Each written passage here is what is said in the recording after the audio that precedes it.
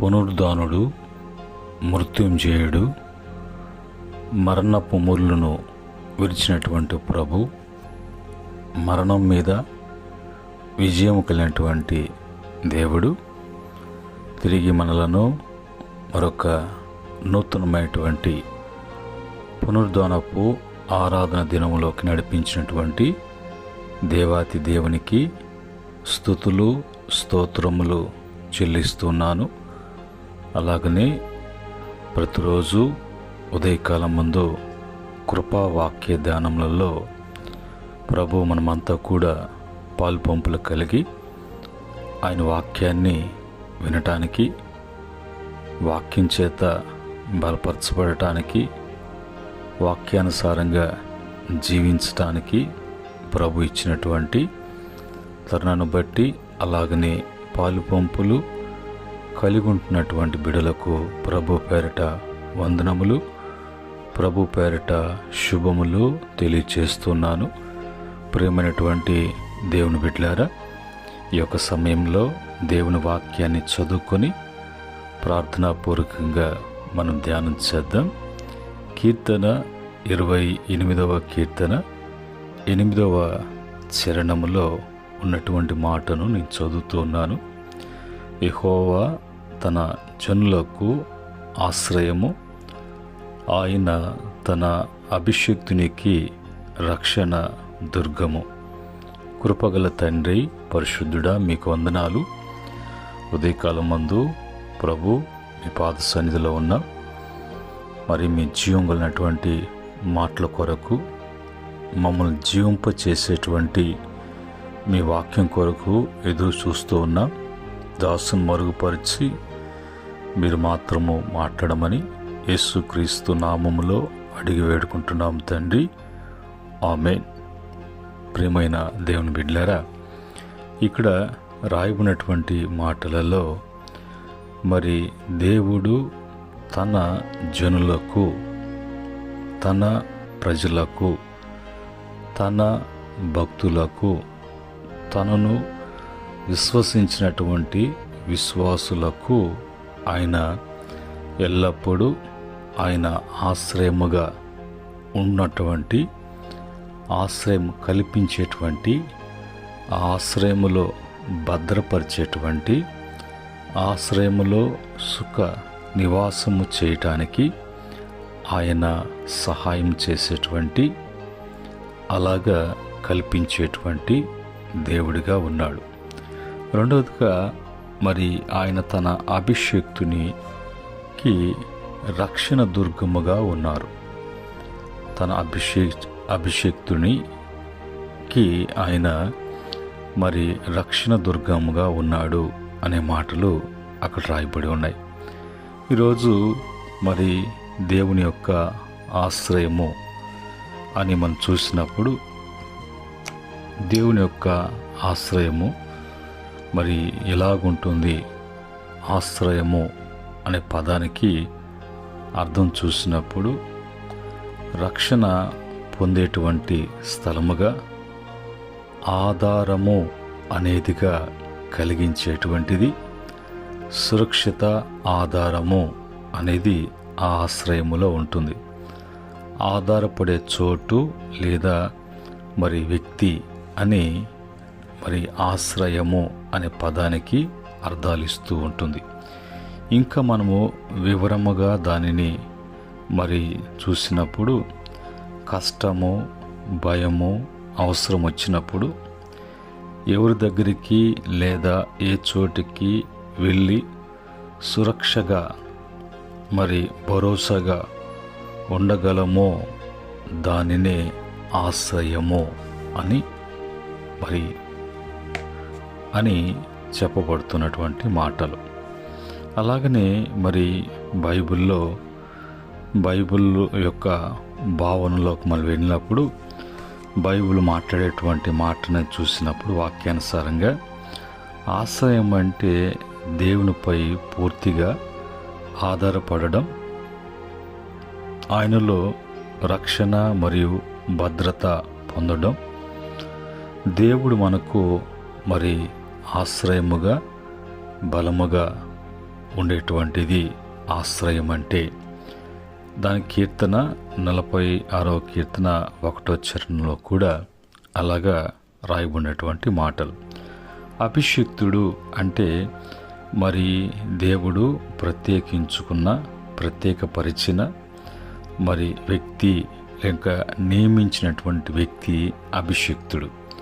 ఆ దినాలలో రాజులను కానీ, ఆయన యొక్క సేవకులను కానీ మరి ఆయన అభిషేకిస్తున్నప్పుడు నూనెతో అభిషేకించేటువంటి అనుభవాలు ఉన్నాయి. ఆయన మరి అభిషేకించటం అంటే ప్రత్యేకంగా ఆయన ఏర్పాటు చేసుకొని తన కొరకు, తన యొక్క కార్యాల కొరకు మరి ప్రత్యేకించబడినటువంటి వ్యక్తిని అభిషిక్తుడు అని పిలువబడేటువంటి అర్థము పలుకుతూ ఉన్నది. ఈ క్రమంలో మరి ఆశ్రయం గురించి కొన్ని మాటలు మనం చూసినప్పుడు కీర్తన 5వ కీర్తన 11వ చరణములో నిన్ను ఆశ్రయించు వారందరూ సంతోషించుదురు, నీవే వారిని కాపాడుదువు కనుక వారు నిత్యము ఆనందధ్వని చేయుదురు అనే మాట రాయబడి ఉంది. మరి దేవుణ్ణి ఆశ్రయించేటువంటి వారికి ఎప్పుడు కూడా వాళ్ళు సంతోషించేటువంటి వారుగా ఉంటారు. ఎందుకంటే మరి వారిని ఆయన కాపాడుతూ వస్తున్నాడు కాబట్టి, వారిని భద్రపరుస్తూ వస్తున్నాడు కాబట్టి, వారు ఆయన ఆశ్రయం కోరుకుంటున్నారు కాబట్టి వారు సంతోషించటానికి, ఆనందధ్వని చేయటానికి దేవుని యొక్క ఆశ్రయములో ఉంటుంది. అది నిత్యము అది ఉంటుంది ఆయన ఆశ్రయించినటువంటి బిడ్డలకు. రెండవదిగా కీర్తన 9వ కీర్తన 10వ చరణంలో యెహోవా నిన్ను ఆశ్రయించు వారిని నీవు విడిచిపెట్టువాడు కావు, నీ నామమెరిగిన వారు నిన్ను నమ్ముకొందురు అనే మాట ఇక్కడ రాయబడి ఉంది.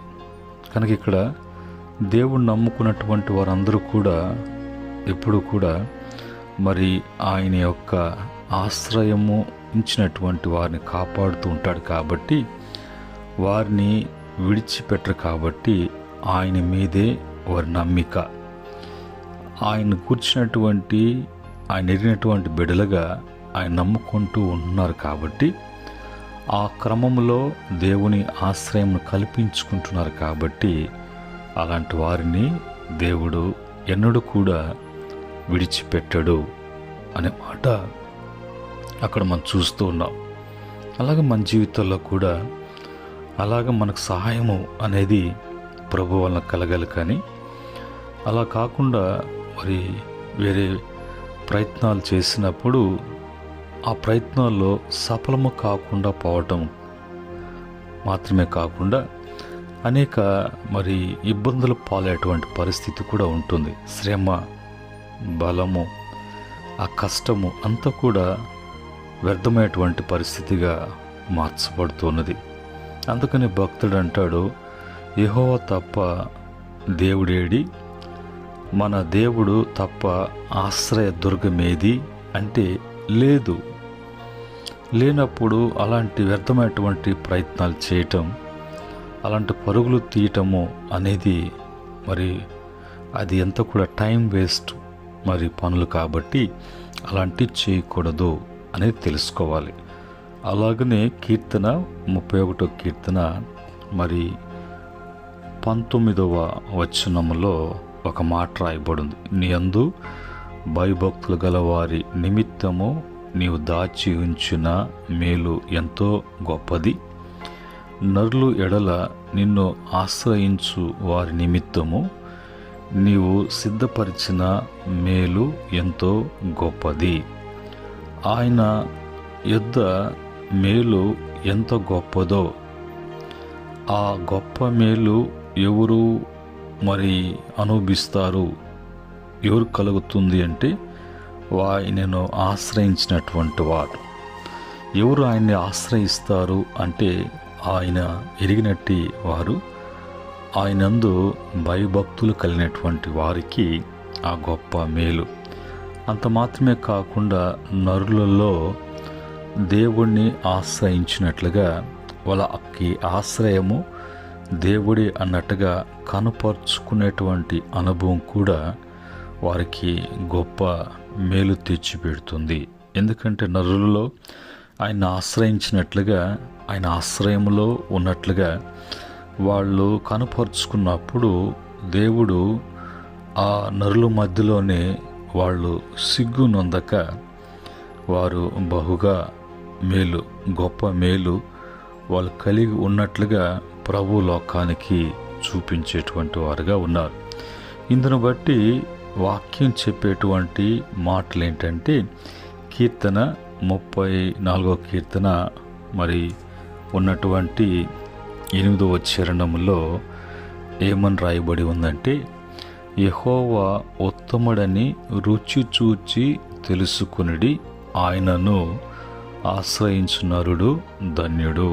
నీవు ఏదో చెప్తున్నారు, ఏదో బోధిస్తున్నాడు అన్నట్టు కాకుండా ఆయనను ఎరిగినటువంటి వారుగా, లేక ఆయనను రుచి చూసినటువంటి వారుగా ఆయన్ని ఆశ్రయించు.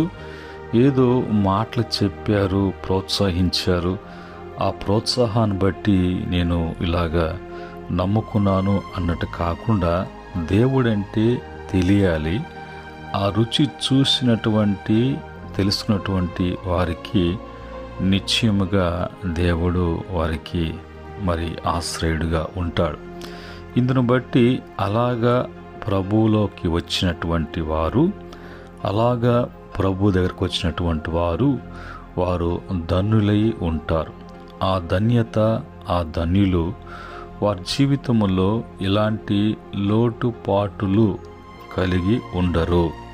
వారు ఎప్పుడు కూడా సమృద్ధి కలిగినటువంటి వారుగా ఉంటారని వాక్యం ద్వారా మనం తెలుసుకుంటున్నాం. మరి ఆ క్రమంలో మనము భక్తుల యొద్దకు వెళ్ళినప్పుడు భక్తులు వారి యొక్క భక్త పలుకులు ఏమని పలికారంటే, మరి కీర్తన 18వ కీర్తన 2వ చరణంలో చెప్పేటువంటి మాట, యెహోవా నా శైలము, నా కోట, నన్ను రక్షించువాడు నా కేడము, నా రక్షణ శృంగము, నా ఉన్నత దుర్గము, నా దేవుడు, నేను ఆశ్రయించి ఉన్న నా దుర్గము. అంటే బలముగా వాళ్ళు మరి నిర్ణయం తీసుకున్నట్లుగా, దేవునిలో వాళ్ళు బలముగా స్థిరపడి ఉండునట్లుగా ఉన్నటువంటి అనుభవాన్ని అక్కడ వాళ్ళు వ్యక్తం చేస్తూ ఉన్నారు. అలాగనే 18వ కీర్తన 46వ చరణంలో కూడా, యెహోవా మరి జీవము గలనటువంటి వాడు, ఆయన ఆశ్రయదుర్గమైన వాడు, స్తోత్రార్హుడు, నా రక్షణకర్త అయిన దేవుడు, బహుగా స్తుతి నొందునుగాక. కనుక దేవుడు అని అంటే చలనము లేనటువంటి వాడు కాదు. ఆయన మరి ఆశ్రయ దుర్గముగా ఉంటూ ఆయన స్తోత్రాలు చెల్లించుకునేటువంటి, అంటే మహిమ తెచ్చుకునేటువంటి రక్షణకర్త అయినటువంటి దేవుడు ఎప్పుడు స్తుతించబడుతూ ఉండాలి. ఆయన్నే స్తుతించాలి. వేరొక వాటిని మనం ఎప్పుడు కూడా వాటిని ముఖస్థుతి కానీ, వాటిని గురించి మరి పొగడుతులు కానీ ఎప్పుడు మన నోట రాకూడదు. అందుకని ఇంకొక మాట భక్తుడు అంటాడు, కీర్తన 19వ కీర్తన ఉన్నటువంటి 14వ చరణంలో, యెహోవా నా ఆశ్రయదుర్గమ, నా విమోచకుడా, నా నోటి మాటలు, నా హృదయ ధ్యానము నీ దృష్టికి అంగీకారములగునుగాక అనేటువంటి మాట చెప్పటంలో ఎంత గొప్పగా కనిపిస్తుందో. ఆయన నాకు ఆశ్రయమై ఉన్నాడు. ఆశ్రయమై ఉండి ఆశ్రయములో నీ ఉన్నానంటే నా విమోచకుడు. నాకు ఎలాగ విమోచకుడు అంటే, నా నోటి మాటలు, నా హృదయ ధ్యానము ఆయనకు అంగీకారములుగా ఉన్నాయి కాబట్టి, అందులో నా లోటుపాట్లు ఏవి లేకుండా సవరణ చేసుకుంటూ జాగ్రత్త కలిగి ఉన్నాను. కాబట్టి నన్ను దేవుడు ఏం చేస్తాడు, ఎలా గుంచుతాడు అనేటువంటి మాటకు వచ్చినప్పుడు కీర్తన 27 కీర్తన 5వ చరణంలో ఆపత్కాలమున ఆయన తన పర్ణశాలలో నన్ను దాచును, తన గుడారపు మాటున నన్ను దాచును, ఆశ్రయదుర్గం మీద ఆయన మరి నీవు నన్ను ఎక్కించేదవు అనేటువంటి మాట చెప్తున్నాడు. కనుక అంత భద్రత కల్పించి అంత కాపుదల ఉన్నటువంటి అలాంటి సురక్షితముగా ఉండేటువంటి ఆశ్రయము అనేది దేవుని వలనే కలుగుతుంది అనే విషయాన్ని తెలుసుకొని దేవుని యొద్దకు రుచి చూచి వచ్చేటువంటి వారంగా ఉన్నప్పుడు, అలాగ దేవుని ఆశ్రయిస్తే వారికి కలిగేటువంటి మేళ్ళేంటి, ప్రయోజనములు ఏంటి అన్నప్పుడు మొదటిగా ఆమోసు గ్రంథము 5వ అధ్యాయము 6వ వచనములో వారు బ్రతుకుతారు, వారు జీవిస్తారు. రెండవదిగా ఇర్మియా గ్రంథము 17:17 ప్రకారంగా సహాయము వాళ్లకు కలుగుతుంది. మూడవదిగా 2వ దినవృత్తాంత గ్రంథాలు 14వ అధ్యాయం 7వ వచనములో చూసినప్పుడు మరి నెమ్మది వారి జీవితాలలో, వాళ్ళ కుటుంబాలలో, వాళ్ళ ప్రాంతాలలో కలుగుతుంది. నాలుగవదిగా 2వ దినవృత్తాంత గ్రంథాలు 26వ అధ్యాయము 5వ వచనములో వర్ధిల్లుతారు అన్ని విషయములలో. 5 ఎజ్రా గ్రంథము మరి 8వ అధ్యాయం 22వ వచనములో మరి కాపాడుతాడు, కాపుదల వాళ్ళకు ఉంటుంది. 6వదిగా 2వ దినవృత్తాంత గ్రంథాలు 13వ అధ్యాయం 18వ వచనములో జయము లభిస్తుంది. 7వదిగా ఇర్మియా గ్రంథము 17:7 వచ్చిన ప్రకారంగా అభివృద్ధి వారి జీవితాలలో మరి కలుగుతుంది, అభివృద్ధి కలిగి ఉంటారు. కనుక ఈ మాటలను బట్టి ఈరోజు నీలో అలాంటి అభివృద్ధి ఉన్నదా, అలాంటి కాపుదల ఉన్నదా, అలాగా వర్ధిల్లుతున్నావా, జీవితంలో నెమ్మది ఉందా, అలాగైతే సహాయం లభిస్తుందా, నీవు జీవించగలుగుతున్నావా అనేది నువ్వు ప్రశ్న వేసుకుంటే, అందును బట్టి మరి నీ జీవితాలలో మరి అవి సరి లేనప్పుడు సరి చేసుకోవటానికి ఈ ఉదయకాలమందు కృపావాక్యం ద్వారా ప్రభు మాట్లాడుతుండగా ఈ మాటలను బట్టి ఒక్కసారి పరీక్షించుకోవటానికి ప్రభు సన్నిధిలో సిద్ధపడదాం. ఆ క్రమంలో నేను ప్రార్థన చేస్తుండగా ఈ ప్రార్థన మీ జీవితాలలో గొప్ప మేలు కలిగించినట్లుగా నేను ప్రార్థన చేయబోతున్నాను. కృపా సత్య సంపూర్ణుడైనటువంటి ప్రభు కృపతో మమ్మలను జ్ఞాపకం చేసుకొని విడివక ప్రతి దినము ఉదయకాలమందు కృపావాక్య ధ్యానాలలో మా పాలిపంపులు, మా జీవము, మా పునరుద్ధానము, అన్ని మా యొక్క ఆరోగ్యము, మా సకల అవసరతలకు కారణభూతుడా మీకే స్తుతులు స్తోత్రములు తండ్రి. ఈ మాటలు మీరు వినిపింపచేశారు. అనేక మంది ఈ మాటలను వింటూ ఉన్నారు. వారి జీవితాలలో వాళ్ళు పరీక్షించుకొని వారు సరిచేసుకోవటానికి ప్రభు అలాగనే వారి జీవితాలలో తిరిగే గొప్ప మార్పును కలగటానికి సహాయం చేయండి. ఈ మాటల ద్వారా అనేక మంది దీవించబడాలి, బిడ్డలు తిరిగి నీ యందు స్థిరపరచబడాలి. అటు కృప యేసుక్రీస్తు ద్వారా అనుగ్రహించమని యేసు నామములో అడిగి వేడుకుంటున్నాము తండ్రి, ఆమేన్. పరమందు దేవుని ప్రేమ, తన ప్రియకుమారుడైనటువంటి యేసుక్రీస్తు కృప, మన కొరకు ఇవ్వబడినటువంటి ఆదరణకర్త అయినటువంటి పరిశుద్ధాత్మ యొక్క సహవాసం విన్న బిడలు, అనుసరిస్తున్న బిడలకు, సకల పరిశుద్ధులకును ఆయన దాసులకును సదా తోడై నడిపించునుగాక.